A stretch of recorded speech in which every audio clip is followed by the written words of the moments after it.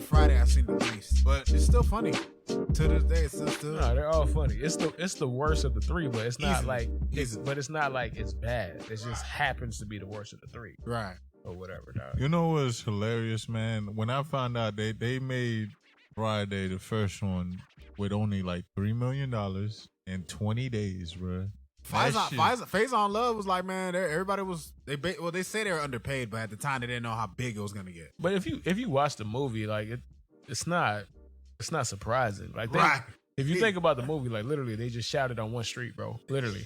If you somebody that pay attention to budgets and stuff like that, know what things supposed to look like, cheaply made, great story, art, like they flipped that 1,000 times. Of bro. course, whatever they did. money Of they course put did. in that. But I don't even know what money. 1,000 I don't know what money they got back because at the time I don't know how much ownership Ice Cube had in regards to that. No, but I'm not even talking about that. That's a hood classic, bro. Honestly, I think it's more than a hood classic. Like White people agree to that? Bro, I had a white teacher in high school who literally made a thesis paper on Friday being a literary work of like a classical literary work.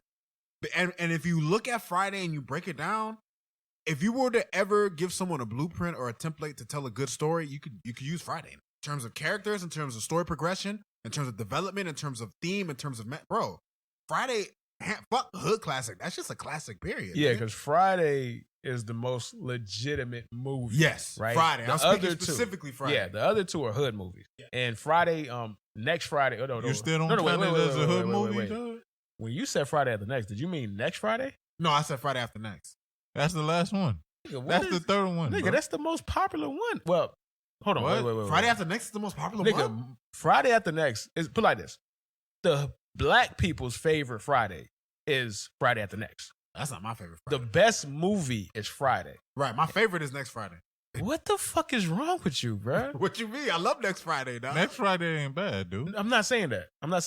The one that people remember the most is Friday after next. That's the one that everybody quotes. Nigga. No, but that's the one that I get it because that one has definitely the most. that's the quotable popular one-liners. That's the most popular. Like Doing what's the something name? strange for the piece of change. Nah, Hold that has on, to- wait a minute. I don't even feel like I know you right now, bro. Like, What what's you going mean? on? Well, right why are you feeling this way? I am absolutely on Rod's side in the sense of now? like you like Friday next after- Friday more than Friday after next? Nigga, what are you niggas talking? I think next Friday after next is the worst one. What is Easy. wrong with you niggas? You don't think that's the worst one? That's the only one. I think- Other than Friday, that's the only one everybody. Bro, nobody ever talks about next Friday. But next Friday is the one where it continues the story and it's absolutely hilarious I and enjoy it's a Next good storyline. I The am third put one- like this. I'm not arguing that they're all great in their own way. I'm just letting you know that when people talk about Friday, They rank the middle one last. it's not even that they rank the middle one last. It's like it doesn't register, bro. Unless you're talking about the part with Baby D when she's chasing fucking Day Come outside on. in the backyard. Wait, Nobody cares about you that, can't bruh. put that. You cannot put the third over the fucking second. bro. Everybody does. I don't have to do it. Everybody. I There's gotta two see that. Fridays I gotta that see matter, that. bro. They goofy niggas, man. No, Gerson, you're literally talking about the entirety of the black culture. How bruh. you cannot sit there and tell I me gotta see a ranking of this. with bro. Money Mike? That's with- Friday after next. That's not next Friday. Money Mike is Friday after. Which next. one's next Friday. Friday? Next Friday is the one where With he the Chico? where he it's meets. where he fights Debo again. Yeah, it's where he meets Day for the first time, and he goes to Calabasas. Oh, That's next Friday. You're right. Yeah, you're that's right, why I'm you're looking right. at Raw like he's crazy, bro. But it wasn't bad though. Nobody's saying that. I love Next Friday. Next Friday, I seen it in the theaters, bro. The best part of Next Friday is the Chicos, bro. Cause you got the three brothers, dog. You got the three brothers, and the small brothers, the one that's the most gangster, bro. I don't know, bro. You're right with it being noticeable, but it's still a way better story in Next Friday. Like at the end of the day, like how Friday line up and then next Friday line up.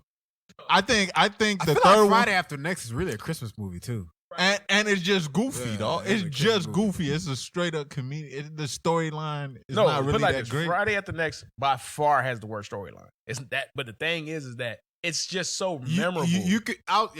Herb took basically Friday after next has more moments than next Friday. has way more moments. Yeah, like, and I could admit that. Nah, easily. I won't. But do I that. enjoy like in terms of like Put it like this: I hadn't watched Friday After Next in years. I regularly, every so often, watch Next Friday, bro. Friday and Next Friday. I love those two. Listen, I'm weird about that though. My favorite by far is Friday After Next. Like we didn't watch it. I man. haven't watched. You can't know just what? throw out random questions on us like we like. Nah, my sister watched it. She keeps like telling me like, yo, you need to watch it. Listen, bro. My problem is, no, I'll let you get in. My problem is, bro. Like I can't. Like, listen, bro. Even with the jug, bro. How many fucking streaming apps am I gonna get, bro? Like, bro, that's what I'm saying. That shit's on Peacock, nigga. Peacock Plus, dog. Come Like, on, help me. Come on, bro. Like, what we doing? That's bro? what I That's told the game, man. bro. I told Jesse, I'm like, And I'm "Damn, not Jesse, here to play that game, dog. My dog Jesse is Thanos, bro. You Thanos. And you're looking for the infinity streams, nigga, because this bitch done got stars. She done Why? got My question is, why Peacock, wouldn't they? Crunchyroll. Why wouldn't they do it the same way they did cable? Cable could just go digital. Because everybody wants to own their own stuff. When they figured out, like all the networks and everything like that, they saw how much money Netflix was making off a subscription. Because the thing is, bro, they don't care if you watch. They just care if you sign up. right. Because That's they're what already matters. getting your money. And human nature and human behavior is to sign up for something and rarely use it. I just got to the point where I'm using Netflix again. Granted, I don't pay for Netflix. Right. I jugged it, but when I was paying for Netflix, I never watched it. Same here. When I was paying for Disney Plus, I never watched it. Right? But Disney doesn't give a fuck. Whatever the parent company of Netflix, they don't give a fuck. They got my money every month. Netflix is $20 a month now. You think I'm paying that? That sounds like preposterous to me, dog. It's $20 a month right now, bro. Holy shit. Well, here's the thing. I stopped using Netflix. It would be once in a while I get back into it, have something to watch, pay for it, and then be like, why am I paying for this shit? man.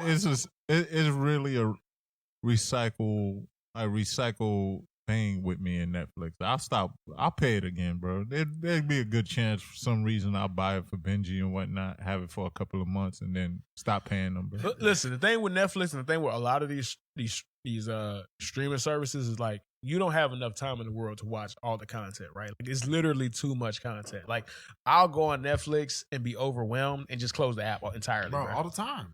I do the same shit.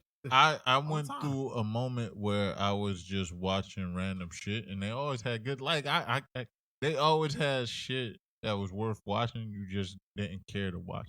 I mean, you can say that about. Yes, You can say that about. Trust me, I got them You can all. say You can that say that about about all. every single one. Trust me, bro. Their purpose is to just keep making something till something catches lightning in a bottle, right? Like you'll have your Ozarks, you'll have your. Still ain't watched that. I always start it and then I always got to start it over because I never forget where I left off, bro. But it's just a random one. Like you'll have your Mandalorians, you'll have something that a lot of people watch, right? You feel me? But at the end of the day, it can be debilitating, dog. Like I don't know what to pick, bro. Like I don't even know what genre to click on, bro. Like I do that shit all the time. That's why I always think to myself like, all right, if I'm gonna go on this app, like what is on here that I haven't watched or that I want to watch? Like I went on HBO Max last night, courtesy of the homie. Appreciate it. Yeah, you already know. Yeah. I went on HBO Max last night. I was like, man, I want something to watch. I was like, I want to watch a movie. And then Friday After Next popped up. I was like, damn, I ain't seen that shit in a minute. And Wait. Friday After Next or next Friday? no, Friday After Next.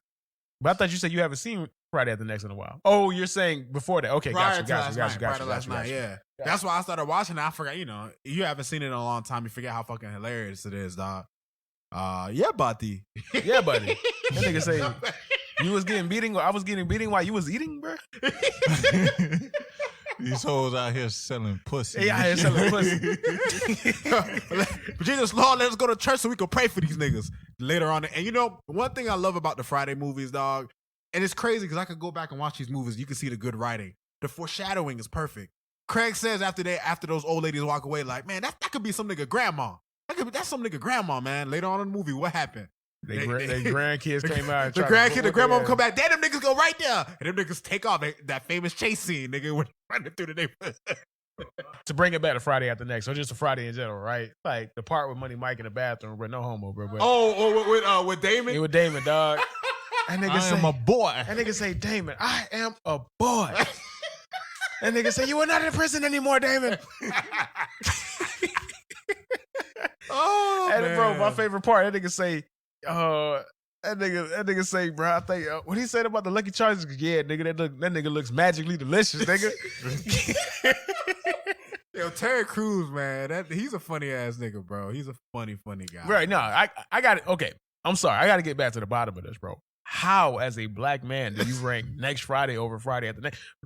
Friday After Next is the story, dude. No, bro. Friday After Next is goated because it is the Black Christmas movie, bro. Like That's I'll give it credit. The thing with Friday After Next is that Friday After Next, how do I put it? Friday After Next for me, especially since I hadn't seen it in a long time, it has a lot of the flash that you want in a black comedy.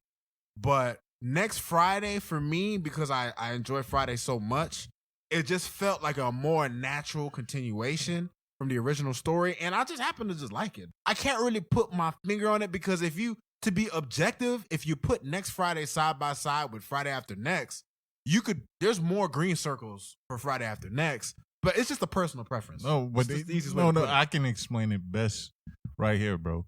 It's a fucking comedy. Friday After Next is a fucking comedy, and you shouldn't, as much as we may as a group enjoy comedy, you shouldn't enjoy a straight up comedy, son, that's straight up jokes more than like Next Friday, right? Let me make sure I say it right. Next Friday has a proper story. It doesn't though. Come on. It doesn't. No, it doesn't. Just say I won't say it doesn't proper, have a proper story. It just Friday follows. Friday has a proper story. Right. Next Friday does not have a proper story. But It's better than what they fucking gave us with Friday After Next. The thing with Friday After Next, though, I never, as much as I know it's probably the funniest one to everybody, I never thought Friday After Next was the best one. I never put it. It's always my last one. Like it made me laugh and I enjoyed it. And you're right with the memes and all that other stuff.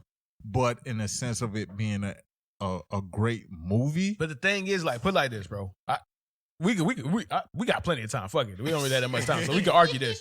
The thing about Friday is a movie, right? Beginning, middle, end. It has a story. The characters have character development. You feel me? There's lessons to be learned in Friday. Next Friday doesn't really have that. No. Next Friday, no, it doesn't. Next Friday is nah. literally slapstick humor. The difference is between both of those movies, Next Friday and Friday After Next, they're both slapstick humor movies. It's just Friday After Next does it at a much higher level. And granted, there is no story. Friday After Next was not supposed to be what it became, right? It just did everything unconventionally, but at the highest level, right? Like, everything that they tried worked. And you know what? And to that go sounds back, like a great movie to me, bro. But you know what? But here's the thing, though. To Herb's point, now it makes sense to me. What I like about Next Friday is that it's an amalgamation of both. Yes. Whereas Friday was less of a slapstick humor movie. It was funny. It was a comedy, but it actually had a solid story.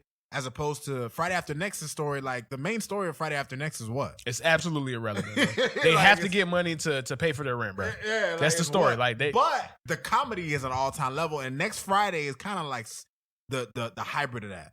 So I don't know.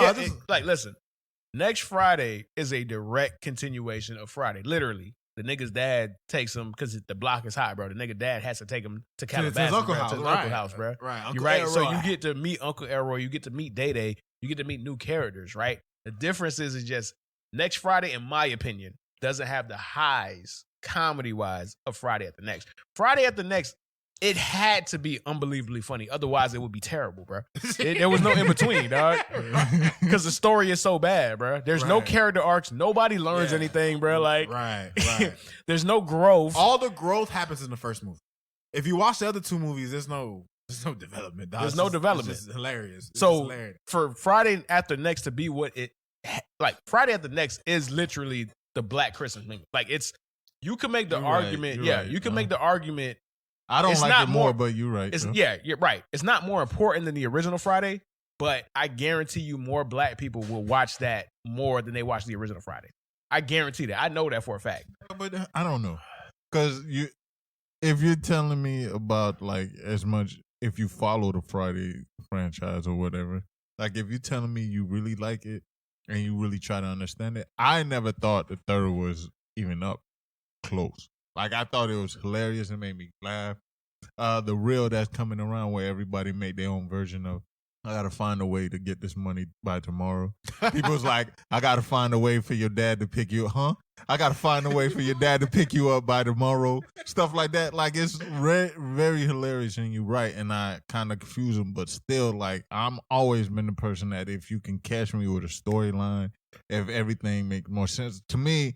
The third was just comedy. That's it. Like completely. I said. If it wasn't as funny, it would not have worked. It literally had no choice. There's a charm to the third exactly. One. There's a charm. It had to be unbelievably funny. It had to be unbelievably quotable. The difference between the first two movies is you could pick any scene, literally random. There's two movies that you could do this with, bro. One is Step Brothers. One is Friday After Next. You could literally pick any scene out of random and you would laugh. Yeah. And that's what it is about Friday After Next. It doesn't matter what scene you pick, bro. It's either going to be an interesting scene or it's going to be a scene that's going to make you laugh on Friday After Next, right? But there's no story. Like, put it like this, bro. When the fucking thing, when the mannequin fell on Money Mike, bro, the nigga couldn't do anything, bro. Like, that's just funny, bro. He's calling his whole help. That nigga say, in distress. That nigga say, bro, where was your antenna? Where was your antennas, bro? Where was your antennas, bro?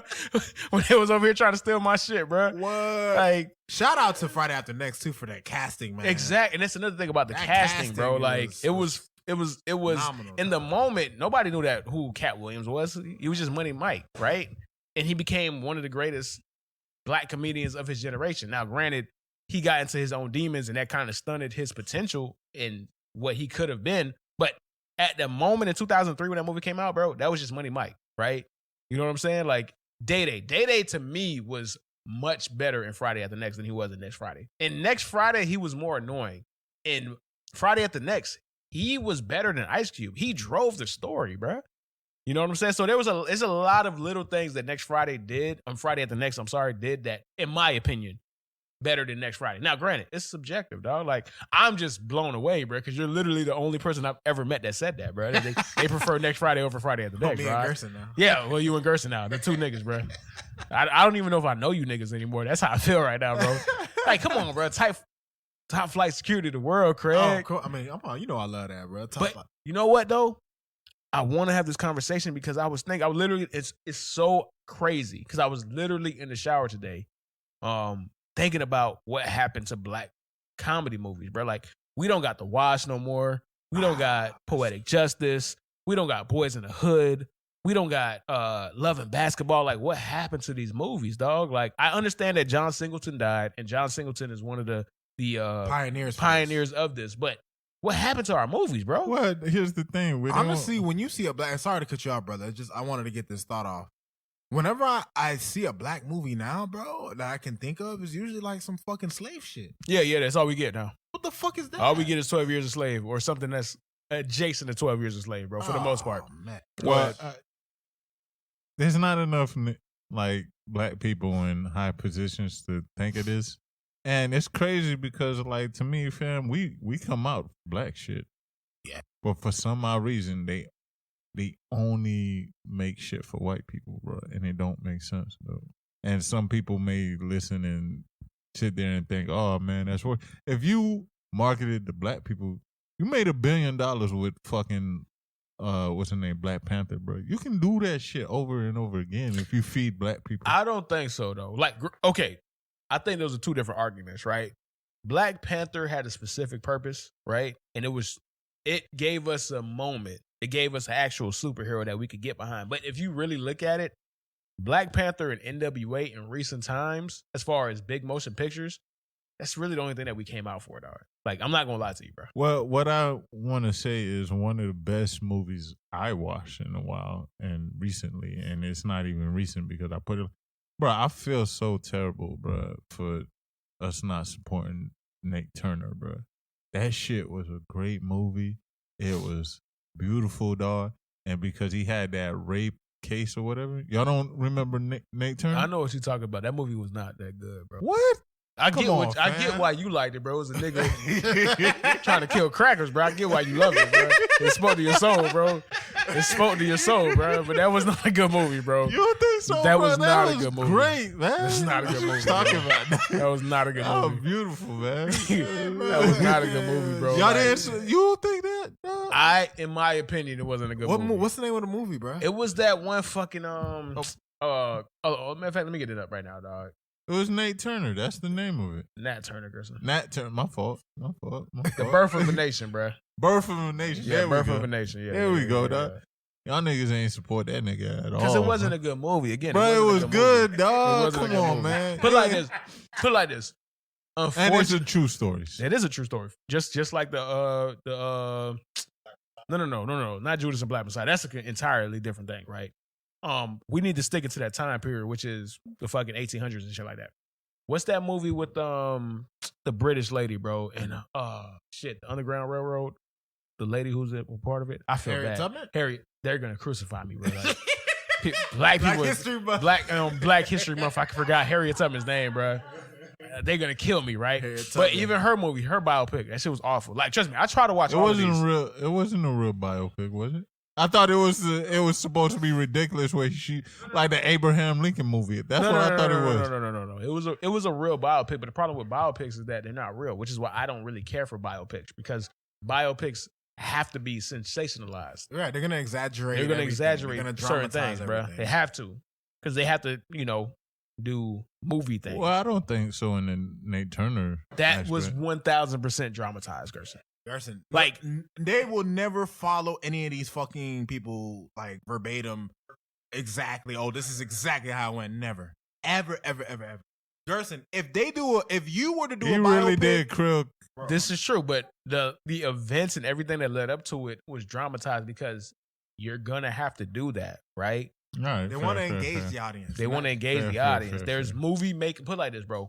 A lot of Hollywood, these guys go to movie making schools or whatever the fuck it is, right? They're going to. No, but it was independent. The Birth of a Nation was independent. That shit was not 100% independent. That was not. It wasn't 100, but he did like to create the movie. He did it by himself, and then whatever team up he did or whatnot.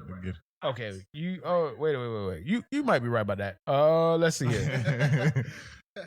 The budget was $8.5 million, bro. The box office was 16.8. Ain't nobody watch that shit, dog. God damn. No, because of the rape allegation. No, that's not why, bro. I'm telling you. It wasn't because it was trash, man. It was because it was trash. But like this, Gerson, I'll say man, this. I'll say Go, this. That's a movie that was ahead of its time, because that movie would have been perfect for streaming. If that movie was on Netflix, a lot of people would have watched it.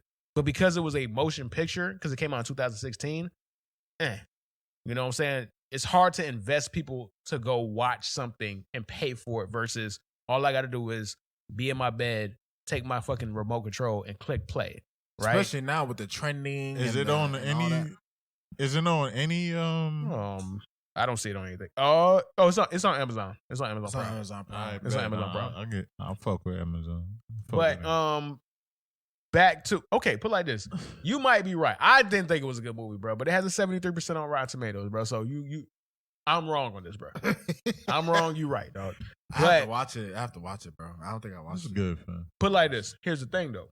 There's a much better version of that movie that was already made. It's called Django Unchained, bro. Nah, it wasn't Django, fam. What? It was not Django. It was not Django. You're right. But the premise of the movie, black man killing white people, bro. Getting revenge. Exactly, right? No, because when you say sensationalized, that's what I look at fucking. But Django isn't sensationalized on purpose. Yeah, it's exaggerated on purpose. Django's supposed to be. It's supposed to be that. But they really hated this nigga. Like, this nigga really killed crackers and went around and like made them pay for what they did. Like, the information about when they caught him and like they ripped off his skin and stuff like that, like all of that is true and real. Like, how do you, to me, that's why when you say sensationalized, I understand they may push the story in a certain way, but when I say sensationalized, I mean there are, put like this, Hollywood has to do certain things to make a story. That's what happened with Judas and Messiah. So a lot of people who know about Fred Hampton, they don't like Judas and Messiah, right? One, partly because it was marketed as his movie, but within 5 minutes, you realize the movie was not about him. Right. It was about the snitch. It was about the snitch. The movie was not about Fred Hampton. It was about the snitch, right? And in sense, it was sensationalized. But you have to do that. It's a movie. There has to be conflict. There has to be certain things of drama. There's a structure that has to follow. There's a structure that they have to follow. So it's one of those situations. And that's why I don't like biopics, bro. Like, put it like this. I've seen pretty much every black biopic you could think of, bro. I seen the Black Jackie Robinson movie, bro, 42. Didn't like it. I seen the James Brown movie with Chadwick Boseman, R.I.P., rest in peace. Didn't like it. You know what I'm saying? I'm just not a fan of biopics, bro, because I know that I'm not getting the true story. Well, then on top of that, you know, especially when they're gonna do a black biopic, in the forefront, and granted, with black people, obviously, racism is something that is just ingrained in our history. But you know, they're always gonna put an extra focus on that. They're always gonna try to push that. And I would actually like to see a black, like a biopic movie that kind of puts that on the backside. They always make that the forefront. They got to make that the forefront, dog. You're right. They do have to. No, I'm saying they don't, but I'm saying they got to. But they don't. Right. Like, that's why they call it drama porn, bro. They just call that genre porn, bro. Like, I don't want drama porn, bro. I don't want trauma porn, bro. Like, I can handle a story with just regular black people, bro. That's not hating white people, dog. I can handle that, bro. Me too, man.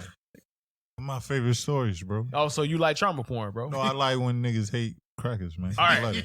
So I will give you, okay, put it like this. I will give you a list of good trauma porn movies, bro. 12 Years a Slave. I never watched that one. You should. It's really That's good. actually a really good movie. It's really fucking good. We've been recording. Yeah. What's the other one? Selma. Selma's really fucking good. So you just watch the bad movies, but you don't watch the good movies. First of all, don't say that. The only thing I watched recently has been Django and Birth of a Nation, bro. Django is not trauma porn. Django is not trauma porn. Nah, Django is one of the best movies where, like, hey, bro, I almost cried when they killed, what's his name? Leo, Oh, you talking about Candy? His character, Leo DiCaprio. Yeah, Candy. Yeah, man, I was so happy when he died.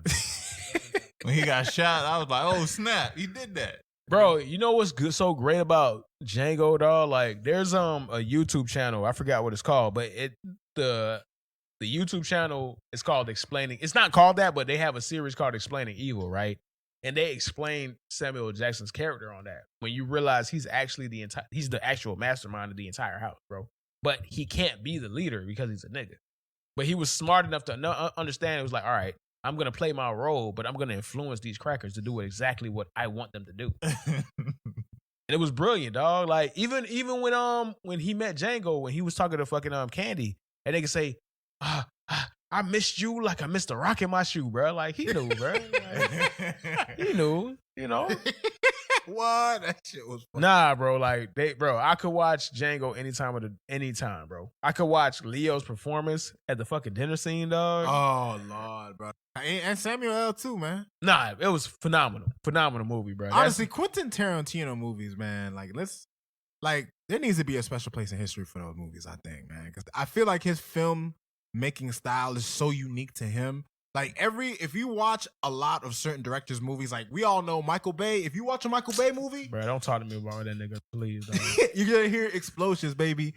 The plot ain't gonna make no sense, baby. It's just bombs away. Now, you know what's crazy though? Like, okay, so I didn't hate Michael Bay's Teenage Mutant Ninja Turtle. God, bro, the Remy got whooping my ass right now. The Remy Martin is whooping my ass. Thank God. Oh my God. So. Yeah, bro. The Remy Martin is whooping my ass. But I didn't hate his Ninja Turtle movies, bro. The problem is that they looked ridiculous, dog. Right. Because it had to be Michael Bay, dog. Like, he couldn't help himself, bro. He can't help himself. He could not help himself, dog. Okay, all right. Before we move on to the next subject, though, I just want to go ahead and give people a recap of what we used to have as black movies, and we're not getting these no more, bro. So I'm just gonna say names, like off the top. Bad Boys, Dead Presidents, all three. Well, the first two. Isn't there 4? Yeah, but no, it's 3. It's the problem with the third one is that it's the worst named movie of all time, bro. It's Bad Boys for Life, but it's the third movie, dog. You would think it's the fourth one, bro. Like you thought, bro. But it's actually the third one, bro. So we got Bad Boys, we got Dead Presidents, we got Belly. We got Love Jones, Coming to America. Poetic Justice. Nutty Professor. The Wood. Norbit. We're not going to say Norbit. No, Norbit, man. No. You tripping. Y'all tripping. Juice. Juice. Boys in the Hood. Like, this is where we're coming from, bro. We don't get these anymore. Yeah, Malcolm right. X, bro. I watched Malcolm X the other day. Phenomenal movie, bro. 3.5 hours, bro. That Never is. watched that also. You need to You watch never that. watched it? You need to I watch watched it when I was young. It's on HBO Max. No, you watch it again. It's on Yeah. HBO Max. I gotta watch it as all. There's certain movies where whoever is the lead actor is like a basketball player going for like 80, bro. Like Kobe going for 81 or like Michael Jordan going for 63 in the playoffs, bro. There are certain movies where a actor does that. That's what Denzel did in this movie, bro. He literally carried the movie for 3.5 hours, and he was incredible, bro. Like, I used to always downplay because people always say, like, how the fuck Denzel get an Oscar for Training Day, but he didn't get an Oscar for Malcolm X. I used to be like, whatever. I watched Malcolm X, bro. Now I know the Academy is racist, bro. There's no way this nigga didn't deserve an Oscar for this, dog. There's no way, bro. This nigga was incredible, bro. Like, this nigga was engaging for 3.5 hours. Do you understand how hard that is to do, bro? You know, I mean, honestly, we could really talk about how much of a GOAT Denzel is. Because if you name a Denzel, like, how many bad Denzel movies can you name? Dude, John Q, Man on Fire, fucking Training Day, Malcolm X. Like, What happened to black movies, bro? the only black movies we get is shit like Get Out. Is that even a black movie? Yeah, it is. It is. Because of the theme, it is. Yeah. I think we're in a situation where I think Jordan Peele?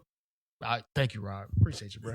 Appreciate you. Raymond Martin, whip my ass. Whip my ass. Got you, blood. Jordan Peele, I think he became very overrated because of Get Out, right? And I love Get Out. Get Out is a really good movie. Us is not that much of a good movie. I haven't watched Us. A lot of people said it's kind of a bizarre movie to watch. Damn, bro. All the niggas had to do was go out Yeah, pretty much, downstairs, pretty bro. much. That's it, man. So he has the new movie coming out Shit called didn't make no Nope, sense. right? In the trailer, which is why this is his talent, right? Every movie that he makes, it looks interesting. Now, ultimately, are they actually interesting? We're going to come to find out. Get Out looked interesting because of the trailers. It was an interesting movie. Us looked interesting. Then I watched it. I was like, this is one of the most uninteresting movies I've ever watched, right? So he's one out of 2 right now, dog. Candyman in the trailers looked interesting. It was good, but it wasn't that interesting. So he has a new movie coming out called Nope. It looks really interesting. I mean, it could be, you know. I saw the trailer. I mean, one thing you got to give Jordan Peele, he can reel you in, bro. He could, whether the meal is good, we'll find out. Have y'all ever seen Moonlight? So I watched Moonlight. I think back when it like first came out. It's a great movie.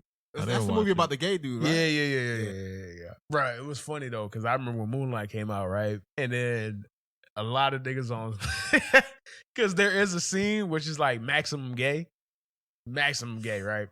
So nobody knew what Moonlight was, but it had the hype. So a lot of black people went to watch it. You know, black people for the most part are homophobic. So black people went to watch Moonlight, and they didn't know that scene. And if you seen the movie, bro, you know what I'm talking about, right? So I seen a lot of people that was mad, bro, because they felt like they had to watch some gay shit, bro. And niggas don't like watching gay shit, dog. And I just found it to be hilarious, bro. Oh my god, bro! You know that's I find that funny because like you could show someone something that is incredible, an incredible show, but the moment something gay comes up, they're gonna hit you up like, yo, bro, what the fuck is this? The fuck is this? Yeah, it's just like, bro, enjoy the movie, man. All right. I have a list, and it just lets you know how far we've fallen. Boys in the Hood, Malcolm X, Menace to Society, Nutty Professor, Jason's Lyric. Oh my fucking god, that's one of my favorite movies, bro. The amount of times I watched that on UPN, nigga. Come on, bro. Soul Food. Why Do Fools Fall in Love? Juice. Poetic Justice. New Jack City. Life. Great movie. Great fucking movie. We're not getting these anymore. Set It Off. House Party. Boomerang. Love Jones. Waiting to Exhale. Baps. We mentioned The Wood. The Best Man. What's Love got to do with it? How Stella got her groove back. Sister Act. We're not getting these What's anymore, that one bro. Spike Lee movie? Do the Right Thing. Do the Right Thing. Like, we're not getting these movies anymore, bro. And I don't understand. Like, I don't understand it, bro. We're not getting these movies anymore, dog. They're not focusing on black production, bro. That's all, bro. Like, know, at the end of the day, they don't think we will come out to make. There was a time where we were allowed to create these black stories that would live on forever, right? And I've already said this on the podcast many times. Like, I truly believe 90s movie making is better than movie making of the 2000s. Obviously now, like there's something about that 90s movies making the feel is just different. The funny thing about 90s movies is that there's probably no movie that's easier to tell by its tropes than a 90s movie. But the 90s, the 90s didn't have bad tropes. It's just, if you watch a 90s movie, there's a 90s feel to a 90s movie. You know what I'm saying? And all the tropes that they used in the 90s just worked for damn near all those movies, even the movies that weren't even that good. You know what I'm saying? And like, it's funny when I think about Black movies and I think about the direction that we have gone. And it just makes me think that maybe at some point, some evil fucking guy in the higher up was like, man, you know what? These movies are actually pretty fucking good. We don't need Black. I feel like when it comes to Black culture and media, the white people at the top just never wanted to be positive. If you think about the way Black people have been portrayed in media for the past several years, nigga, the past decades, nigga, we never have positive. Like, all these movies, when you go watch them, they make you feel good. These are movies that have positive images of Black community, of Black conflict, of Black problem solving. And I think that's, I for whatever reason, that's just something that they're not willing to put to the forefront, even though now it's 2020. These movies came out in the fucking 90s, dude. So you imagine we've gone like over 10 plus years without getting movies of these caliber? No, movies nigga, 20, nigga, almost 30 years, bro. So we didn't have any Black movies in the 2000s, bro? In the early 2000s? Not like this, bro. What are we gonna do? You fucking drumline, nigga? Like, what are you talking about, bro? Like, I gotta look it up. Like, bro. we had stuff like Soul Food too, but that was just a continuation of Soul Food, which came out in the 90s, bro. Like, the apex or the golden age. Soul Food came out in the 90s? I put it like this. If it did, it probably came out in 1998, bro. I'm confusing it with Soul Plane. My fault, bro. Yeah. You really tripping. Nah, man. You wild. Those movies are two different calibers. You're you know? wild, My fault, bro. I'm You're tripping, wilding, bro. All right, so we're back. This is a conversation that I did want to have. One of our avid listeners actually brought it to my attention, and he's been wanting us to talk about it for quite some time, right? So this is a very layered conversation. It involves rape. It involves domestic violence. It involves domestic abuse. It involves colorism. There's a lot of different nuanced things that come to this conversation. So we have a good friend, our homeboy Dom, and he's been telling me, he's like, bro, you got to talk about this. You got to talk about this, right? And the conversation that we're going to have right now is the difference in how we view basically the same situation. Our community views it differently based on the people or the individuals that are involved, right? So on one hand, you have Kodak Black. On the other hand, on the complete opposite spectrum, you have Chris Brown, right? Both of them have a allegation of sexual assault. Kodak has one. Chris Brown has several for an entire decade.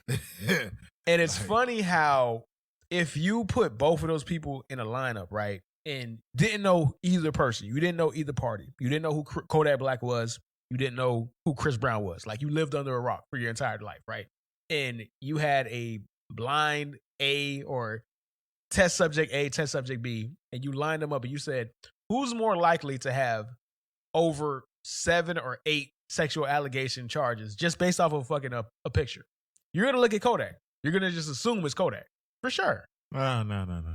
The only reason you know what? I might be with Gerson on this one only because Kodak an ugly ass nigga. If you don't know nothing about them niggas, you might think that the No. Go ahead, Gerson. And the only reason I say that, when you think about Chris Brown and you talk about Chris Brown today is the nigga with tattoos all over himself. He does not look as appealing, or he look as bad as Kodak. No, he doesn't. The only reason I think you're wildly overrating how normal having tattoos is in today's society is, bro. Like that's just the norm, bro. Everybody has tattoos for the most part. You're both right and wrong. Because Man, at the you sound end, like Stephen A. right now, no, bro. because no, you're right in the sense of tattoos being like it's been desensitized and whatnot. But at the end of the day, you still have the same reaction to a nigga that have face tattoos and neck tattoos and stuff like that. Like you can't tell me Chris Brown got a face tattoo? I believe so. I know he definitely got a neck tattoo. I'm not looking at the most recent picture of Chris Brown. So all anything, I'm saying, someone I can it ain't compare that with. far. The only difference you could point at as a visual that Kodak had dreads and all that other stuff, looking like a real Florida nigga. But at the end of the day, as a set, as perception wise or whatnot, they're pretty close, bro. In that sense, like it won't be. Oh, I look at this nigga and I think he. The only thing that changes is the fact that Chris Brown is light and what's the name? I don't think that. I think Chris Brown has $1 million smile. His charisma, his charm jumps off of any kind of picture you see. Kodak just. You're thinking about young Chris. I'm not thinking about young Chris. You're Brown. not thinking about no. So this nigga smile just went away, bro. Like, what yes. you talking about? Okay, bro. All right, bro. With the tattoos, yes, bro. He's okay, not the same nigga, bro. I never said that, bro. Tattoos don't make that much of a difference, bro. What are you talking about? One nigga you know that have tattoos on their neck that when they smile, it's like, oh, he got $1 million smile. Fucking Chris Brown, nigga. What are you talking about? He will be the only nigga you can point at if you're telling me. I don't believe that, but that's to be the only nigga you can point at, bro. First of all, who else you know? Gerson. I don't keep track. The Rock. Rock is tattooed on his neck and all that. Okay, so that's where it stops. It has to have on his neck, bro. Fam, is I don't keep track of every nigga with neck tattoos. The stigmatized of tattoos. You're right when you sit there with a lot of people. I'm talking about neck tattoos and fake face tattoos. Who you sit there with face tattoos and neck tattoos that you sit there? I just think it's so normal now when it comes to tattoos. Normal? Bro. Yes. It's very normal, bro. Way more than it used to be, bro. Herbie, you're just around gangsta ass people like that, bro. Yeah. That's all I can tell. All right, fair enough, bro. Let's it ain't that normal to have a neck tattoo, fam. Put it like this. One nigga looks like a normal human being. The other nigga looks like an actual demon, bro. Who?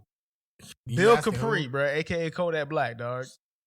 The nigga looks like a demonic human being, bro. Like, you're not going to tell me that he looks like a fucking gremlin. He does look like a gremlin. Like and I'm not trying to talk down a nigga looks, bro. That nigga is very demonic looking, bro. But fair enough. The point I was trying to make that there are outlying factors that shape people's opinions, right?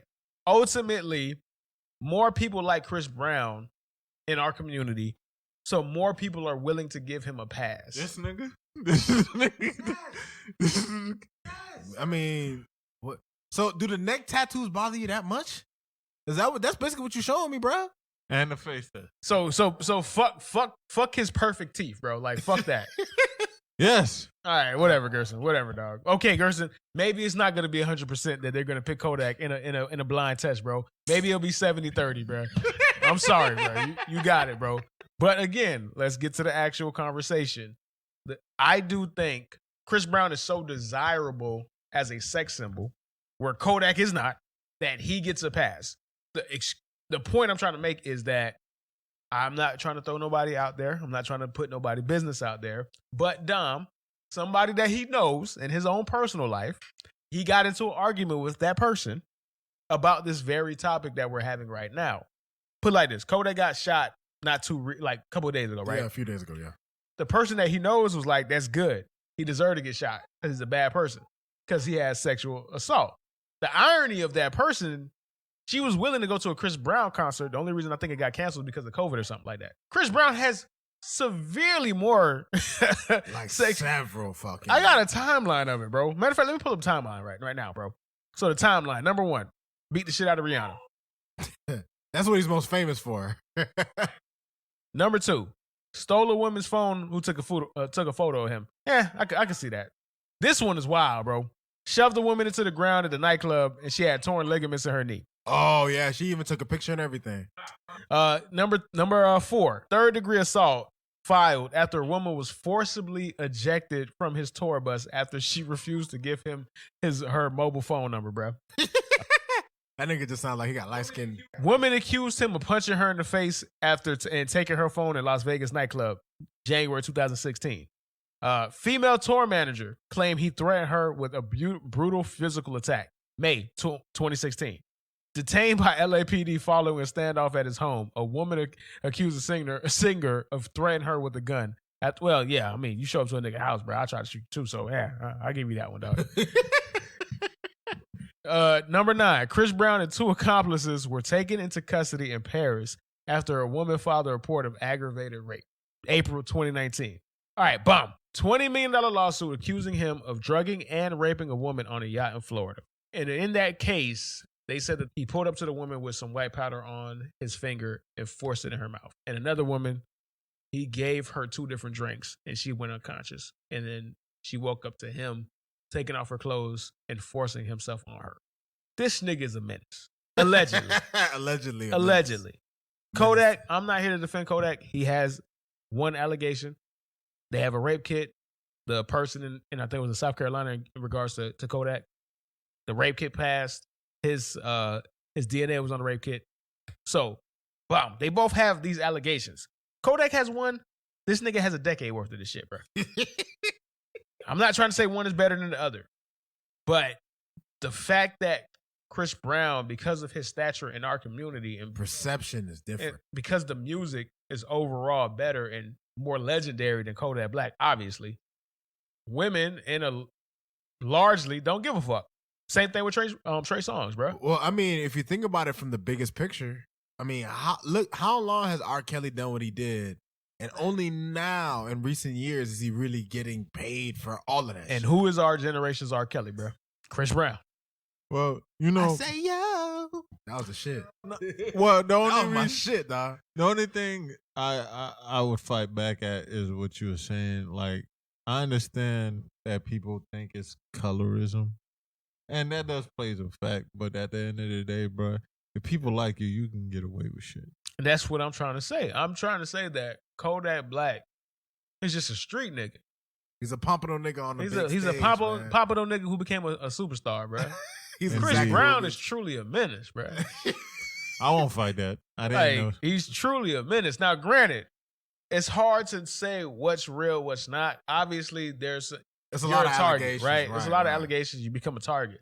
But what I always fight back into that point is, if that's the case, why doesn't it happen? Why doesn't that follow every single superstar, bro? No, but here's the thing, fam. You don't know how many times these niggas pay out. Because at the end of the day, when shit really costs you money and it really costs you opportunities, niggas will pay people to shut up. Right. Even if it's right or wrong. But Chris Brown could pay people to shut up too. Like, put it like this. He may be the nigga that won't. I don't know, bro. Like, maybe everything about this man seems like the type of nigga that even if it's fraud, even if it's true or fraud, I don't give a fuck. I'm gonna fight this shit. I was looking up, because I knew we were gonna talk about this. So I was looking up some Chris Brown, and I forget the name of the woman.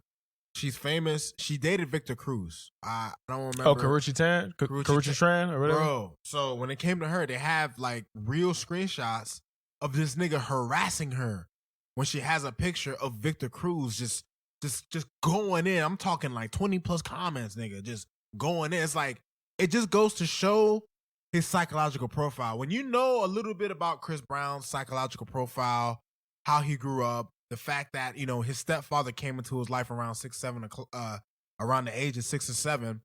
And then from there, obviously he witnessed his stepdad beat the hell out of his mom a lot. Even when he was 11 years old, nigga plotted to kill the nigga.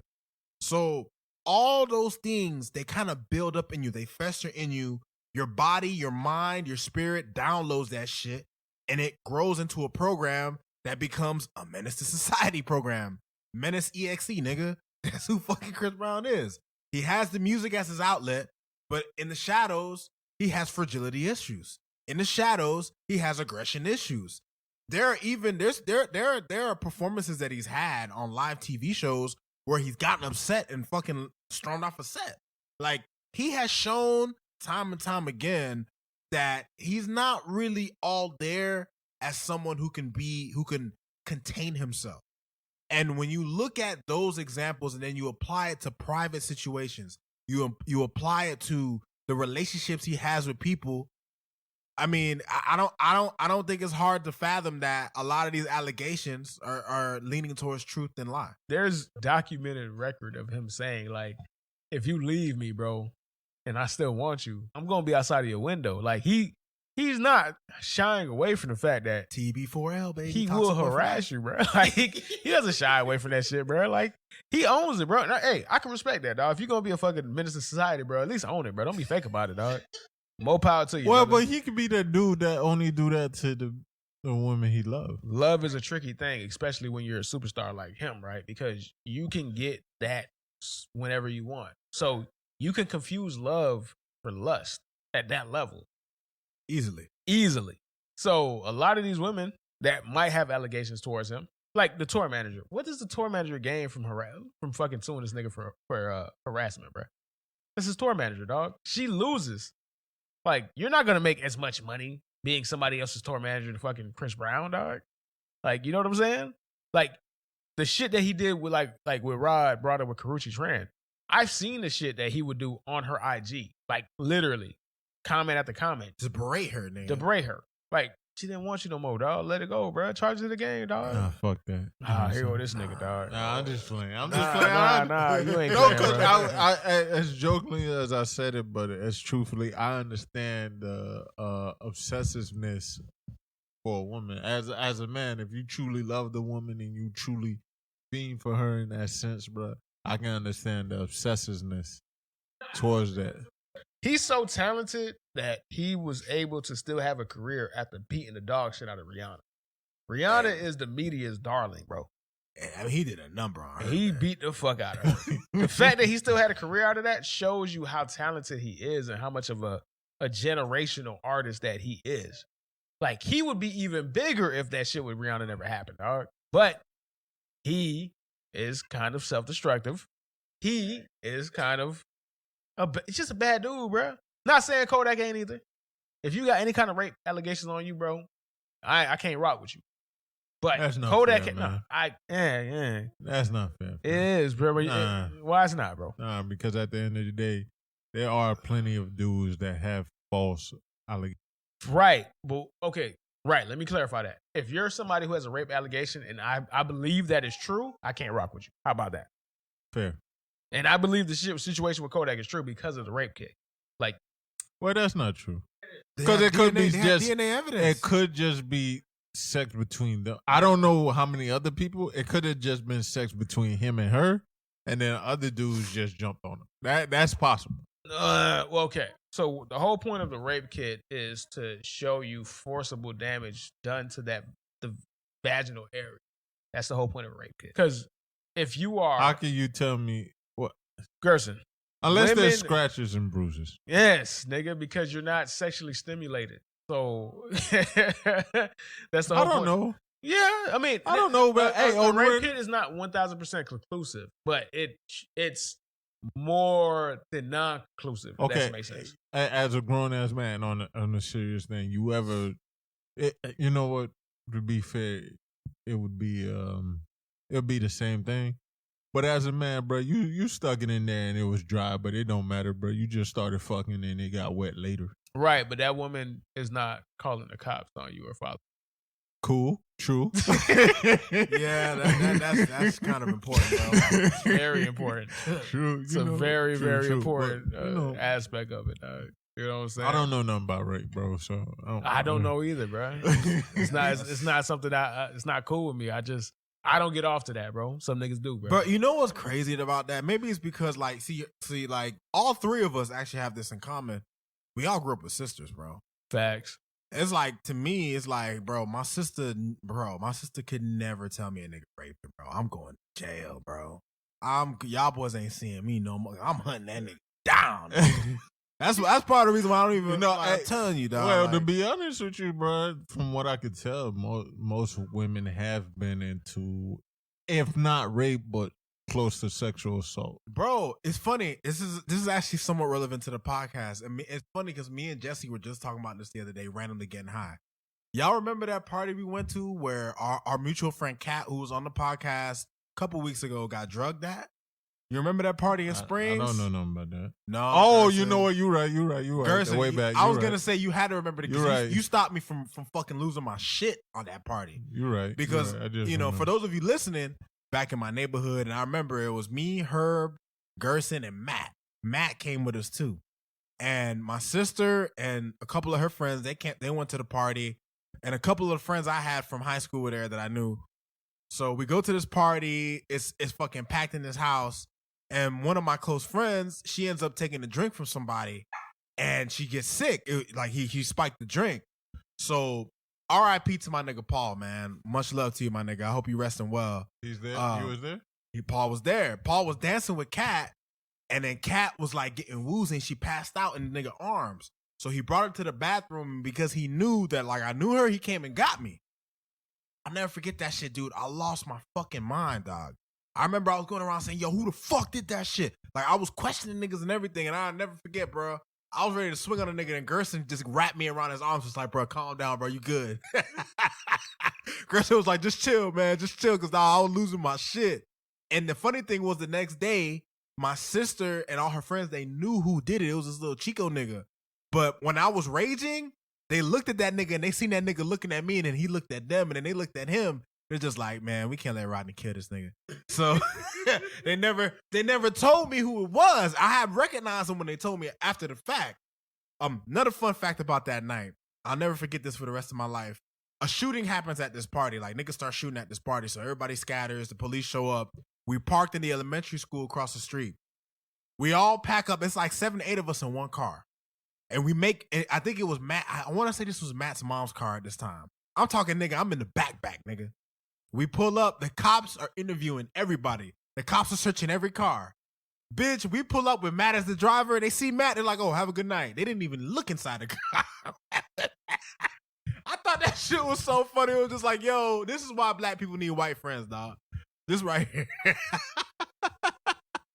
That shit was so funny to me. I'll never forget it, dog. You know what's funny? I forgot about that story as soon as I was like, what? Now, like, you know what? You're right, bro. It clicked. I was like, yeah, bro, right, this is super throwback, dog. Super throwback. You're right, man. We were young. This is before we were even in our 20s, nigga. So this was old. But you know, it's just, you know, thinking about that, just thinking about the fact that all the girls knew who did it. All the girls knew the nigga who was drugging people, but they didn't want to tell nobody.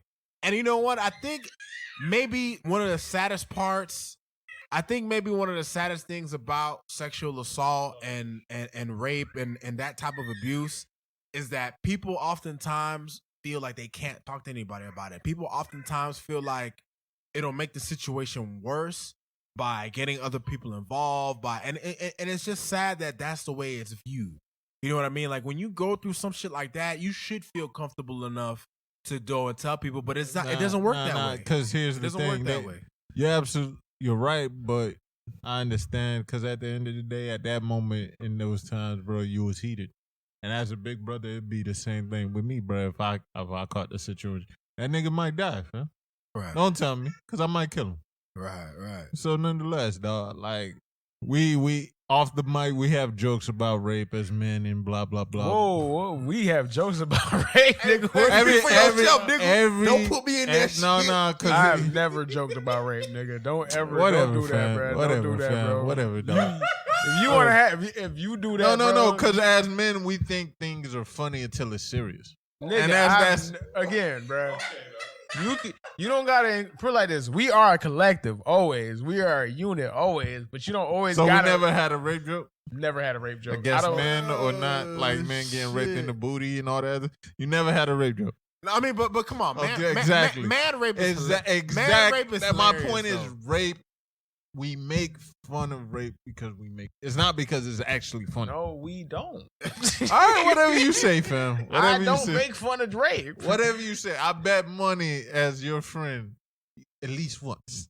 At least once. If you want to put like this, the closest I've ever been to making don't fun even of, tell me. No. The closest I've ever probably been when it comes to making fun of rape is laughing at what Dave Chappelle said at the Laugh Factory. At the Laugh Factory in LA, where we said when men get raped, you just gotta eat that shit, dog. That nigga said a few men came. That nigga said like 3 men came forward. That means he raped thousands. But see, bro, you can't tell me that's not funny. You see? Nah, but y'all swear y'all ain't laugh at other rape. No, there's a difference. There's the only one. Gerson, okay, bro, there's a difference. Nigga, there's a difference of making fun of rape and laughing at a funny joke that somebody else said. About rape. I have never made fun of rape. I've never took it lightly, bro. Okay, brother. And I'm giving you one example where I was like, all right, that's funny because the shit was so funny. Bro. Nigga was just like, bro, if nigga rape, you just got to bounce up, like, shake your shoulders off, like, dust that shit off. That's funny. All right, bro. I'm sorry, that's funny. All right, But I've never made fun of rape, bro. Again, if you want to have that, bro, you good, bro. Did I not point at something? Hey, man, I definitely heard you. Hey, bro, you at least you could take me out a date before you fuck me or something. Like, we heard that, dog. That's making fun of rape. That's making fun of rape. Yes, it is, bro, because it's rape. No, that's just okay, though. What you're saying, I'm saying putting everything rape related in one thing. You can't, bro. You can't do that, bro. Bro. You can't compare. You can't compare rape to. We're not gonna deep dive sex joke, bro. Because you took a bitch out, bro. We're not going to sit there and argue about rape jokes. My point is, we make fun of rape, and I mean in every sense. I'm not pointing at this and no. I'm not being serious. We don't take it serious. That's why we have jokes about rape. I'm being dead ass serious when I say that. So nonetheless, in a serious matter, shit ain't funny. It ain't close to funny. And at the end of the day, to have that's the fucked up thing. Cause even if it looks all true, bro, it can still be like, Why? Why does that have to be like? Because at the end of the day, there are plenty. Like, they sit there and say only like 1% or 2% of it is false of rape allegations, apparently through the statistics and whatnot. But that 1-2% is what most people hold on to. Of course, if they believe in. But that goes back to the original point of the conversation where it's only rape depending on the person involved. Because depending on the person involved, you won't allow it to be rape, or you're going to excuse that person based off of the talent or how much of an attachment you have to that person.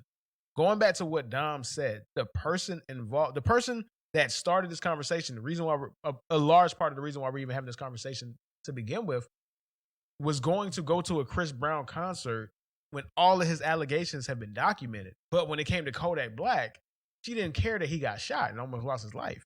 And they're both alleged rapists, bro. So what's the difference? Goofy Surviving R. Kelly is the ultimate show in that, bro. Before Surviving R. Kelly, we had the Boondocks, bro.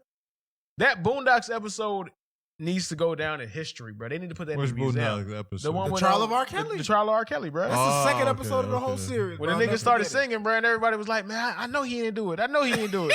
Nigga just started singing and shit, bro, in the courtroom, dog. Bro, honestly, you want to know what's crazy about that? That episode of the Boondocks encapsulates the entire R. Kelly saga, bro. It really does. If you go back and watch that episode of the Boondocks and you see how it plays out, that's how it really played out in real life. Like, people were just like, yeah, we have proof that R. Kelly did some horrible things, but that music is fire, man. Come on, man. Come on. I think I can fly. Come on. Like, people were really feeling like that. It hurt me when I was listening to Chocolate Factory, right? And this was after Surviving R. Kelly came out. And I was like, I'm going to listen to this shit one more time before I never listen to it again, bro. And I played Chocolate Factory. And I was like, there's no way I could never listen to this again, bro. This shit too fire, dog. What's on Chocolate Factory? Step in the Name of Love. Ignition remix. And you named those three. Fucking right Your there. Best Friend? No, matter of fact, I'm actually gonna put it up because he has he got bangers on Chocolate Factory, bro. Like, all I had to say was Step in the Name of Love, bro. Like, what else? Well, I don't know. I've never been a fan. I've been a fan of Ignition and niggas. Gerson. But I wasn't a fan of Step in the Name of Love is, again, Gerson. No, I know that. I know that. I'm not fighting that. I know what it is to our community. Yeah, bro. That's a staple to our community, bro. Like, TP3 was the other CD I know. TP2. You're thinking of TP2. TP3 was not as good. TP2 is the really good one. To me, TP2 is outside of his early shit in the 90s, like R or fucking R, the double album R. TP2 Reloaded, best album. Phenomenal. Back to back to back. But Chocolate Factory, bro. Chocolate Factory had Heart of a Woman, Been Around the World, Forever, Forevermore, Step in the Name of Love, motherfucking Raindrops. Imagine that. Ignition remix, bro. Stepping up, bro. Chocolate Factory has some bangers. If it wasn't for it's crazy. I was gonna say if it wasn't for allegations, but when things like this happen, it's hard because it's hard to quantify how you rate a person, right?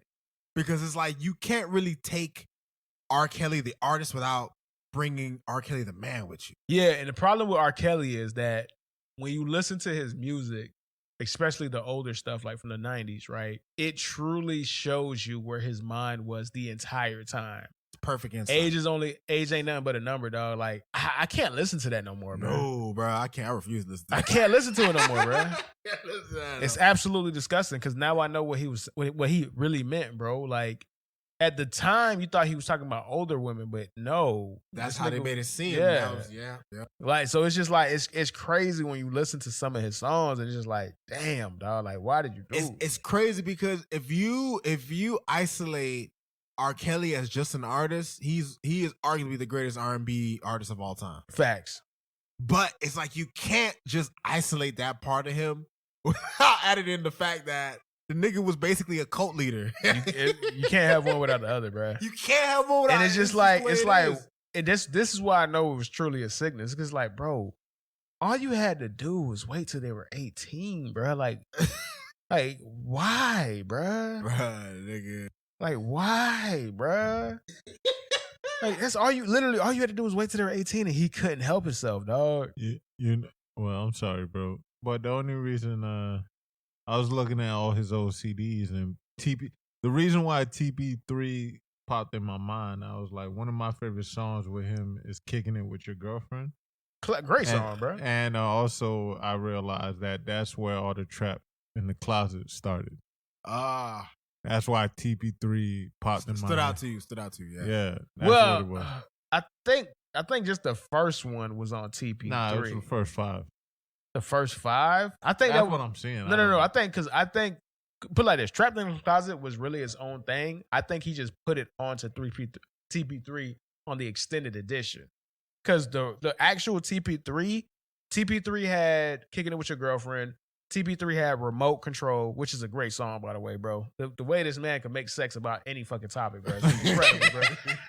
Literally made a great song about remote control. Phenomenal, bro. I was like, a slow wine is on it. Slow wine, bro. Yeah. So TP3 has some bangers, bro. But TP2, though, you can't fuck with TP2. Classic, you can't fuck with TP2. TP2 had too many bangers, dog. TP2 had I Believe I Can Fly on it, bro. What else do I got to say, bro? R&B thug. Once you say that, I don't mean it. Like a Real Freak. Don't You Say No. A Woman's Threat. All I Really Want. The Storm Is Over. The Greatest Sex. Fiesta. Well, no, we ain't gonna talk about Fiesta. I'll take that back, bro. And Feeling on Your Booty. Feeling your booty. Man, listen. I hate, bro. My shit. I hate listening to this nigga music. Cause every time I listen to this nigga music, I literally stop or pause whatever I'm listening to, and I'm saying, and I gotta call the nigga about his government, bro. I said, God, why, Robert? Why? Why, Robert? Why, bro? And again, goes back to Chris Brown, goes back to R. Kelly, goes back to the people before them, right? If you're a star, actually no, because there's been a lot of stars who don't have this in there, don't have this associated with them. I don't know. A lot of stars don't have this. Bro, there are more stars mathematically who do not have any allegations, who have a clean slate. How many allegations Bruno Mars got, bro? They could have cleaned it, bro. No, how many allegations Bruno Mars got, bro? Come on. Bruno Mars is a mega star, bro. Nigga ain't got this shit following him, dog. We don't know. We don't know behind the scenes how much they clean up after each other. We don't know how much But you know what? We know about R. Kelly's dirt. We know about Chris Brown's this. dirt. If that's the case, that just lets me know that the numbers are even more astronomical, bro. Just what Dave Chappelle said. If 3 niggas come out with an allegation, bro, that means that nigga raped thousands, bro. And that applies to this conversation as well, bro. Right. That applies to this conversation as well. That's one of the funniest lines I ever heard in my life, dog. That nigga said you just gotta wake up, just dust your shoulders off, like shit. All right, I got raped, but I guess it is what it is. I'll laugh at that. I'm sorry, that's funny, bro. All right, let's transition before we close out the show. Do a little quick hits, but before we get to that, I know you had some stories that you want to tell about work, Gerson. Well, nah, cause I switched my position at work and Promotion or you just switched? Well, it's kind of a promotion, but nonetheless, it ain't nothing. Like I don't plan to stay there and work for these people or whatnot. Fair enough. But sitting there, seeing how things playing out, switching the schedule, seeing who I'm working with, I hate. Like you ever have people you work with and you know they gonna fuck up, bro? Yeah. You just know. That's like, oh man, dog. Like I feel like I just started my job probably like 2-3, about a month or something like that. I feel like I'm probably the second best like person at my job or whatever doing this shit. Cause all these other niggas, bro, I don't know what the fuck they doing, dog. I really don't, bro? Dog. Like it's just fucking up, man. And so hold on, Gerson. You're saying this, and I know the people who listen to this podcast probably, have an idea, but like frame it a little bit for me. So what is it that they're doing that? Like what is the main goal? So I'm basically logging in trucks, logging them out and all that. That's it. It's so simple, bro. It's in the system. Everything connects, bro. For some odd reason, bro, it doesn't always connect, dog. And it's because motherfuckers fucking up, dog. Human error, my friend. That's what they call it. And like I remember smoking, bro, at my job. I was like, I can smoke some. And this other nigga, he smokes too while he's at work. I'm like, damn, bro, you gonna blow this whole shit up for both of us, man. Like, what are you doing, dog? Why are you doing that, bro? Go sit down, dog. And that thought has consistently been happening to me. So it's just like, man, who you got me working with? These fucking idiots, man. Doing fucked up shit, stupid shit. You know what I'm saying? Right. And when you work with people like that, it piss you off. But earlier this week, right? So I was chilling. Like the guy I work with was right next to me, and our manager walked out or whatnot. My move is, bro, it always been my move, and I realized that if something's going on that's bad, I'm trying to cut it off. Like if someone's coming, I'm gonna walk up to you, try to redirect you so you don't see what's going on, what's fucked up. Right. So my coworker was sleeping right next to me, and my manager was coming up, and I got up to speak to my manager and blah blah blah, try to redirect him, but he noticed my coworker knocked out. He noticed them too quick, man, and he just went straight to my coworker, sat next to him for like a good 5 to 10 seconds, put his hand around him and all this other stuff, put his arm around him and all this other stuff, and got caught and blah, blah, blah. Coworker like, damn, bro, you ain't telling me anything? I'm like, damn, bro, I tried to, bro, but, you know what I'm saying? You know what I'm saying? The nigga, like, he caught me on my phone, but they don't really care. Right. But he was walking, and as he walked straight up, I got up to talk to him. I should have did the thing of, like, waking him up, but I ain't even think about that. I'm so used to using my method of redirecting, and it usually works, bro. Like when I'm fucked up, and I'm the type of employee that if I do fucked up shit, I just admit it, bro. Right. I'm not gonna fight you over it. Yeah, I did that shit. Now what? Well, when you fight, bro, it makes it worse. Yeah, so I've really never been that type of person. So like when my dog got caught, I was like, damn, did I fuck up and not tell him, bro? But my move usually work, bro. When I redirect, bro, it usually work. It didn't work that time, though. My nigga got caught. Bro, the thing is about the type of job you have, dog. Like, this is why I can never work as a manager of, like, retail or, like, any of that shit, bro. Like, bro, I don't care enough, dog. If I catch a nigga sleeping on the clock, I'm gonna wake him up, but I'm not gonna be like a dick. I'm not gonna be like, oh, you can't be like, nigga, I don't really give a fuck about this shit. They're just paying me a little more than you to give a fuck. That's all it is. Like, bro, those type of jobs, that's why they always offered me management positions at Publix, and I never took them. Because I knew the type of person I was. Like, that's why I couldn't be a cop. I'd be the worst cop. Because, bro, I don't give a fuck about the poor people I'm patrolling. I'm just going to pull over rich people so I can give them tickets. Like, that's why, bro, there's certain things that I know are just not for me because I don't care enough about. Like, bro, there are people, and I've seen it at every job I've been to, dog, where they get a little bit of power and all of a sudden they think they're the shit. And it's just like, bro, is this who you are as a person? Like, you just get a little smidgen.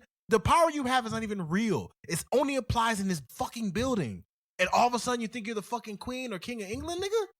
Like, get the fuck out of it. Like, bro, I never understood it. Like, a manager, bro, they gave me power at Publix for a position where you didn't get paid, where you didn't even get a pay raise, bro. Love when I was the coordinator, bro. Why? Because this is what I kept it simple. I'm gonna give y'all niggas aisles. You do what you do, bro. If they bitch at me, I'm gonna tell them, hey, man, I can't control everybody. Bro, y'all niggas not paying me for this shit, dog.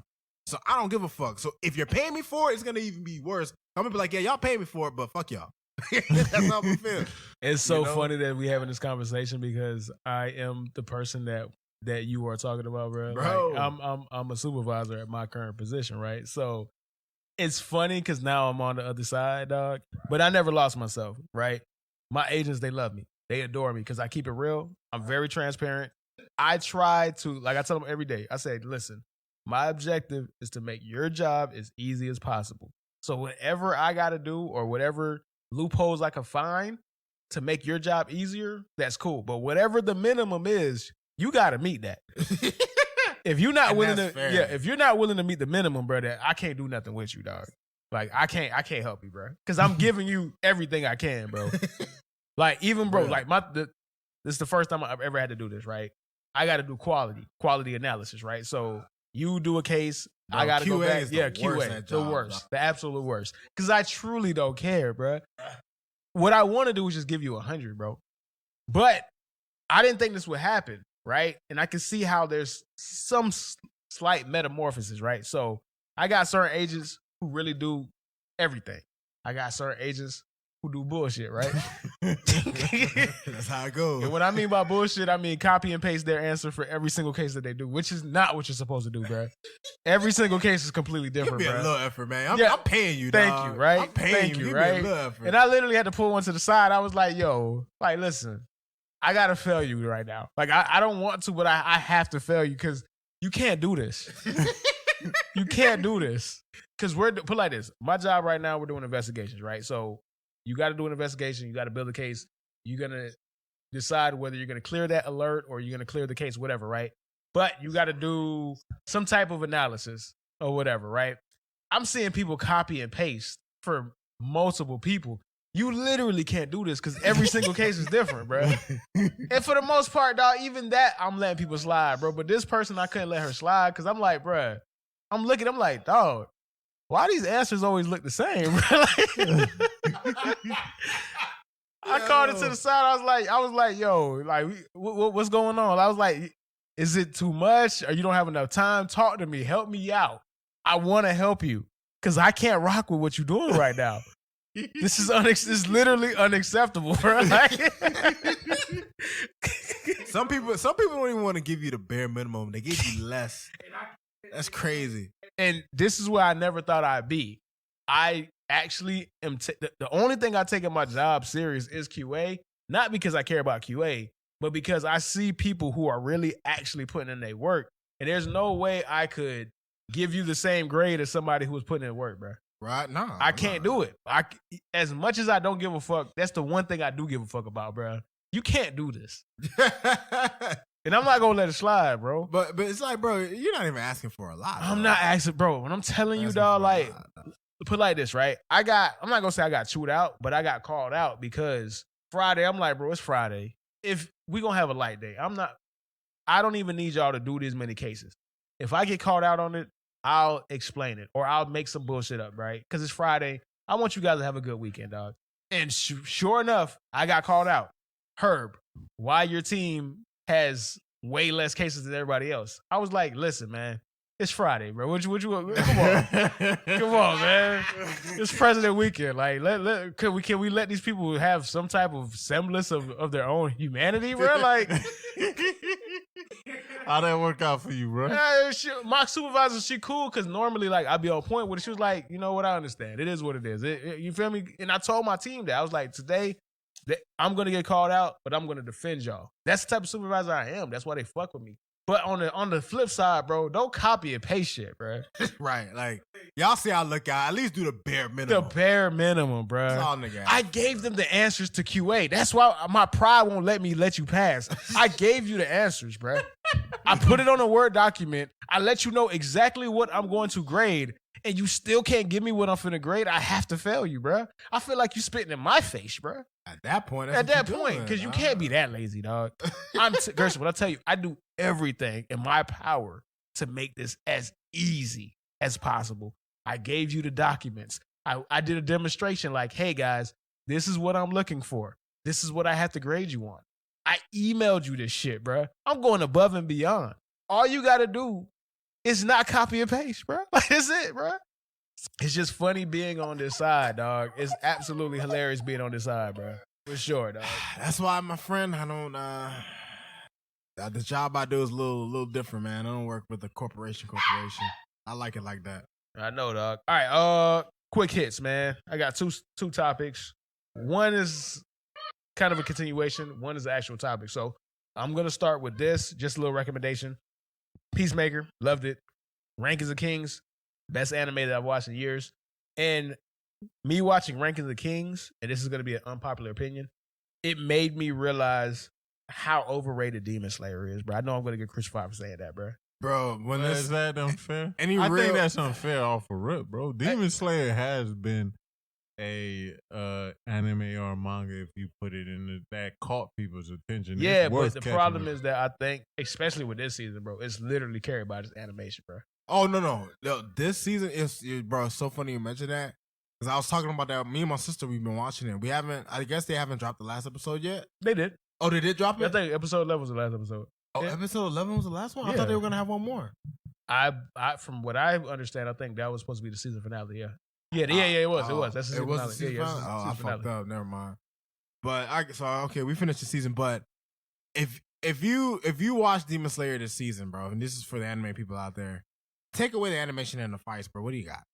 That's all I'm asking, bro. What do you got, dog? What the fuck do you have, bro? And don't tell me you get to see Nezuko in a grown woman's body, because that's disgusting. What else do you fucking have, bro? Honestly, dog. Usui's a cool character, sure. What else do you have? Like, bro, the animation was gorgeous. Phenomenal. Bro. The fights? Yeah, phenomenal. Bro, you can't debate it, but like Jesse was saying this, bro, and I thought it was funny. Jesse was just like, bro, I can't believe these niggas. She was just like, bro, she was like, so is this season only about one fight? Yes. And I told her, I said, yeah. Nah, but put like this. Demon Slayer got too popular, so they're going to stretch this out. Like even put like this. The first 4 episodes was the movie that they repackaged, bro. So there was not enough material for a season. They literally stretched out 2 fights for 11 episodes, bro. That's nonsense. That's fucking crazy. That's nonsense. That's like Dragon Ball Z levels of disrespect. That is disgusting what they did, what they were able to get away with, bro. And they're gonna get away with it. The animation, they got away with it, bro.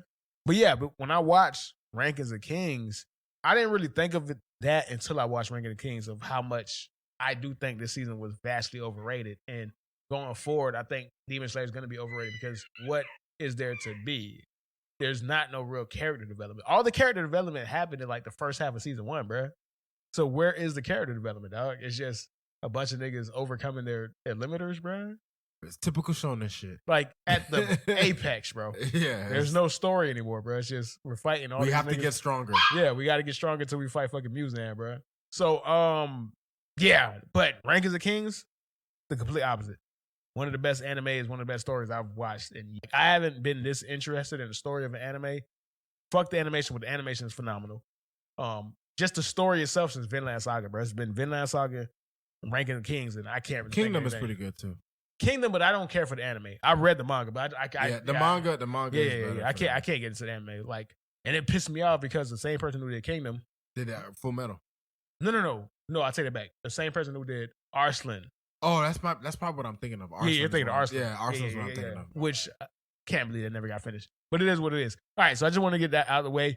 And another topic, real quick. We could go a little longer on this. I don't know what Gerson might have to say about this, right? But I was listening to the new Benny the Butcher record, and J. Cole has a feature. And I found myself captivated, in awe of his feature, blown away by his feature, literally waiting for every little lyric that he said. Everything that he said in that 16 bars was impactful. And I'm like, why do I never feel like this when I listen to it? Because when J. Cole's on a feature, bro, I don't know what it is, dog. Like, J. Cole gets on features and he just feels like, yo, let me show y'all how big my dick is. But then you get an album and it's just like you get the album. I don't know. J. Cole's albums don't really hit the same as you think they would, right? Like you listen, like for example, a lot of people were bigging up the off season. Oh man, the off season was. Let me tell you something, dog. We all listened to the off season. We had a review. The only song, and it's not even the best song on the album. It's just the song I like the most. The only song I still listen to is "The Pride Is the Devil." I like that song a lot. I like the beat. I like it more than the other songs, but that's not even the best song. Like you can argue there's a bunch of other songs on the album that's better, like 95 South. I can go on, but no one listen. Like, bro, who do you know tells you like, yo, bro, you been jamming to the off season? Like, nah, that shit came and went, bro. Exactly. It came and went. It came and went, bro. In the wind. It was still the best season of last year. I mean, the best CD. We acknowledged that. I gave it an 8, but I also said I never want to listen to this album again. I have not, bro. Bro, I'm telling you, and I'm not even saying this to be funny or anything like that for comedic effect. I have had zero desire to listen to that album since we did that review. I've never went back. There's no song on there that I'm like, I got to hear that again, bro. I heard it, it came, and it flew away in the wind, bro. As far as I'm concerned, bro. As far as I'm concerned. That's just me. I'm not going to speak for everybody else, but I do see the temperature, and the temperature is what we're saying, that it was cool in the moment, but I don't hear people talking about that album no more, dog. Yeah, but that's what that was with almost every CD outside of Donda and the hip hop community, at least. Yeah, but every other album, no, because What Donda for sure. Donda's had staying power, right? For sure. Yes. And 21 Savage's last album or project, whatever the fuck it was. Was it last year though? Did it come out last year? I'm just talking about in general, like your last project. No, but I'm going off of last year. I'm not going. No. I'm not going off of last year. I'm going off of your last project. I'm going out. Put it like this: people still there's still people who still listen to Damn. Damn came out in 2017, nigga. Damn still has its fucking tentacles out there in the hip hop world, bro. Good Kid, Mad City still has its tentacles in the hip hop world, bro. Ain't nobody fucking listening to the off season no more, bro. Well, I don't know, man. I can only speak. I only can speak for myself. I don't know what other people are doing. You're absolutely right. Where certain CDs hold on and stay to, but recently with almost every CD, I don't see it, bro. And I don't listen to Donda, but I know other people do, and that's the only reason I name that. You know what I'm saying? So I don't know, fam. I'm not holding it against you that your album don't stick, because most people albums don't stick, bro. Yeah, but most people are generic cookie cutter rappers that are just but J. Cole never got the respect that he deserves. Bro, don't do that, bro. J. Cole is arguably at worst the 4th most popular rapper in the world, bro. But that's my point, man. Like when you sit there and tell me he's the 4th most popular rapper, There's only 3 other niggas that's more popular. Like Gerson, 3 out of the thousands of rappers, bro. No, I think he's the 4th most known, but in a sense of someone that everybody's love and whatnot, he doesn't get shown. His numbers have so much support that you have to respect it, but I don't see him as the person that get the love. I think a lot more rappers, Gerson, you not get more love than him. This is the foundation of his career, bro. J. Cole is not an underdog anymore, bro. He hasn't been an underdog in 7 years, bro. The minute Forest Hill Drives came out, he stopped being an underdog, bro. We can't talk about this nigga like he's an underdog, bro. That's fast. That's just a classic, bro. Like, we cannot talk about this nigga like he's still an underdog, the superstarness of his talent, that what it deserves and what it goes out with what he creates, is why I say that. Like, he has the talent where he's a superstar, but his albums and the way he flows and the way he attacks, whatever, just push people off. Gerson. And that's why he could kill fucking all the features, and then you look at his album. I don't think it's boring. I love all his shit. Most of the shit I love, people say they hate. I love what's the second CD or whatnot? Born Sinner? Not Born Sinner. It was Forest Hill Drive. What's after that? For Your Eyes Only. I love 4 Eyes. Because you and a lot of niggas didn't. A lot of people don't. And I feel you. But my whole point is, at the end of the day, bro, the nigga just a great rapper, dog. That's all. We're not arguing that. What I'm trying to get to the bottom, though, is how is the same person that I love on features, like like I want to say his 2018 or whatever, he had a feature run where he destroyed every feature that he was on. He had a song with Black. I think it's still going on. I think it was 2019. I think it's it might have been still 2019. Yeah, I think it was yeah. 2019. So like, but specifically that year because he had the feature on Young Thug song, he had the feature on Black song, he had the feature on fucking Revenge of the Dreamers. He fucking up all them features, man. Dominated, like ridiculous, all time features, bro. And then I got his albums. I'm just like, then I got fucking what was the KOD? KOD. Then I got KOD, and I'm like, this. She my number one. I don't need nothing on the side. What was you going through, Jay? Granted, Kevin's Heart, phenomenal record, but that's the only Yes, song that was actually good that I could find myself going back to.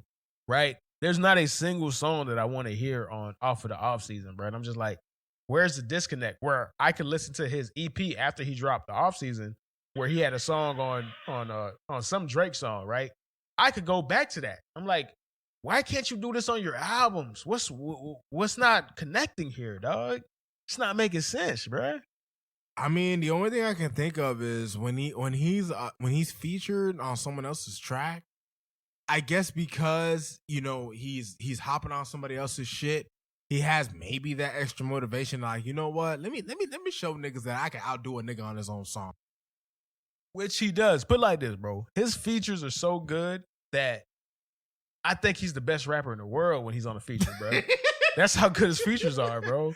But you get the album and it's just something missing, man. Something always missing to me. I could agree. The replay value is just not there. And here's the funny thing about it. Like, if you go listen to Forest Hill Drive, it's 12 songs on there. There are 6 great songs and 6 songs that... So, right.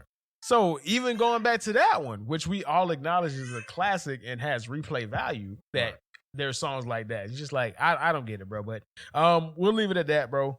Any last words, man? If I have any last words, for those of you anyone who's listening to this podcast, if you have not had the opportunity to check out either Peacemaker or Abbott Elementary, I implore you to do so.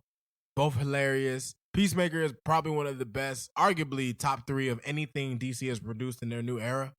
And Abbott Elementary is just, black teachers, the Office version. It's beautiful.